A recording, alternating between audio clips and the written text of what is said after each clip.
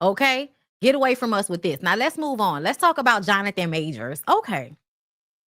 So I don't argue with the girls about Jonathan Majors anymore. I let y'all have it. If y'all did not think, based on the information we had from that trial, that Jonathan Majors may have some anger issues, may not be wrapped too tight mentally, telling people to be his Coretta, and the fact that Megan Good is up there on somebody's television talking about being his Coretta, to me that gives both of them motherfuckers something wrong with them. Okay, and I told y'all back when the whole thing happened with Grace Jabari that men like him purposefully seek out women that are desperate or got some type of crazy factor to them, because first of all, those women are easier to manipulate, and then it's easier to make those women look like the bad guy when you do something to assault or abuse them. When we first talked about the case of which he was convicted and charged in, we watched that video. Y'all was like, oh, she was running after him. So that means that the abuse that happened the previous September, when she wanted to call the police and go to the hospital, and he told her that he would unalive himself if she went to the hospital. To me, as soon as I saw him threatening to unalive himself if she went to the hospital, that's what let me know this is an abuser. This is an abuser. That let me know that automatically. Only men that abuse women threaten to unalive themselves in order to control whatever the woman was going to do. I saw enough. That let me know the nigga wasn't safe. They also did a whole article about him. I believe it was in Rolling Stone. It might not have been Rolling Stone. It might have been somewhere else. I just can't remember right now.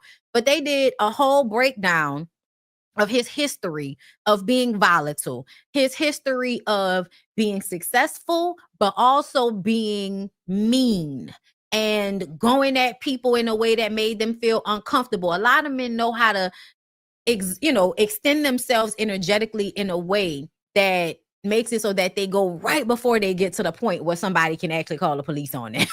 Okay, they do everything up right before. You know what I'm saying? This is the nigga that will scream in your face and all of that, like screaming in your face and doing all of this, but he won't actually put his hands on you. That type of shit. You know what I'm saying? Either way, I told y'all something was wrong with this man. And when Megan got with him, I was like, something is wrong with Megan as well. And everybody, y'all like to rewrite history. So ever since the case has been over and Megan and him have been doing their social media bullshit where they get up here, they go to all of these various platforms and they smile and they pretend like everything is. And then we're supposed to be forgetting what happened. The more they show up as the happy black couple, the more we're supposed to forget that you strangled that white girl and you was in an abusive, toxic relationship with her and you got charged for that. And Megan put her own image in front of you to protect you when she stumped through the courtroom with you. Okay? That's what's been going on. I told y'all last time we talked about him when he put out a story about his, assault as a child. I believed him, but I also felt like he was using it in order to soften his image. You make people feel sorry for you. They forgive you for your bad actions. Assume that you changed. Assume that you're different now, just based off of the fact that you've made them feel sorry for you in some respects. Okay? That's what I felt from the young man. That's what I felt. So first, we're going to listen to the first thing that came out this past week, which was the audio of him admitting to strangling the ex-girlfriend. Even though I didn't need to hear this audio because I saw the text messages when the court situation was going on, when they were actually going through the court process, the court case. I saw that he had threatened to unalive himself because she wanted to go to the police from an incident that happened, excuse me, from an incident that happened in September 2022. Whatever happened September 2022, she wanted to go to the hospital because she had a concussion. Her head was hurting. And she was like, I want to go to the hospital. And he was like, you can't go to the hospital because then they'll know it was me. They'll know I did something to you. It's going to ruin my career. You have to be my Coretta. You have to protect my image. And this is my problem with y'all. This is my problem with all of y'all that go along with this shit. He did it. He did whatever she said he did. But y'all wanted to believe that he didn't do it because all that matters is this black man's image, not actually who he is, but the image that's being projected. So let's listen. I never wrestled with a woman before. and it's just I've never I addressed like you strangled me and pushed me against the car. All those things are under addressed. Yeah. You know, like that's never happened to me. So I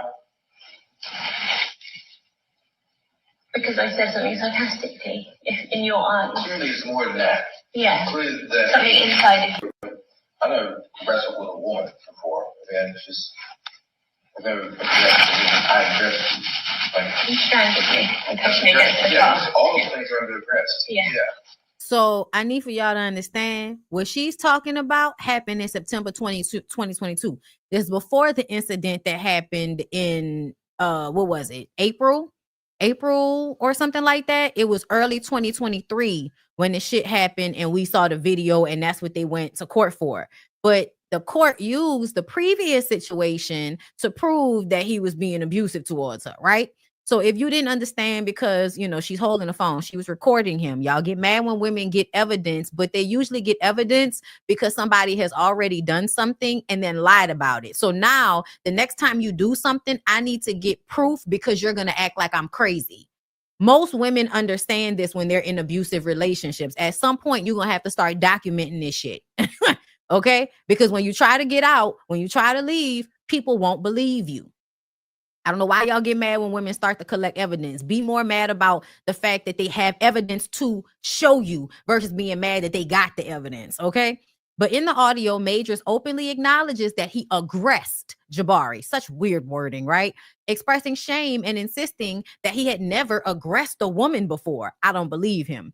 Jabari recounts how he strangled and pushed her against a car, to which Majors admits, yes, all those things are under aggressed. Yeah, that's never happened to me. I don't believe him. I don't believe, look, somebody added me in it, bitch. Look, 2 people added me in it. Yeah, I know y'all.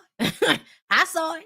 And I believed, you know, the girl previously, because at the end of the day, like, come on, bro. Like, the man was showcasing himself to be unstable. And then y'all also have to understand, if a man is in a relationship with a woman that's crazy, 9 times out of 10, that nigga's crazy too. Okay? All right? So this was just him admitting to whatever it is that he did to her. He's admitted it via text message that was in the court documents as well. Okay?